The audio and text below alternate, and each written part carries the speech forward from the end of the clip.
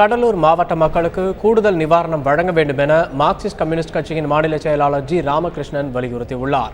கடலூர் மாவட்டத்தில் வெள்ளத்தால் பெரிதும் பாதிக்கப்பட்ட பெரியகாட்டுப்பாளையம், விசூர் போன்ற பகுதிகளை இன்று பார்வையிட்ட ஜி ராமகிருஷ்ணன் அங்குள்ள மக்களுக்கு ஆறுதல் கூறினார். பின்னர் செய்தியாளர்களிடம் பேசிய அவர், ஏரிகள் தூர்வாரப்படாமலும் கரைகள் பலப்படுத்தப்படாமலும் இருப்பதால் தான் இதுபோன்ற பாதிப்பு ஏற்பட்டுள்ளதாக கூறினார். கடலூர் மாவட்டத்தில் வீடுகளை இழந்துள்ள மக்களுக்கு மாற்று இடத்தில் வீடு கட்டி தர வேண்டும் என்றும் அவர்களுக்கு கூடுதல் நிவாரணம் வழங்க வேண்டும் என்றும் ஜி ராமகிருஷ்ணன் வலியுறுத்தினார். வெள்ளம் ஏற்பட்டது எப்படி, எந்த ஏரி உடைஞ்சி திடீர் வெள்ளம் ஏற்பட்டு இந்த கிராமம் பாதிச்சிருக்கு என்பதை அரசாங்கம் கண்டுபிடிச்சு சொல்லணும்.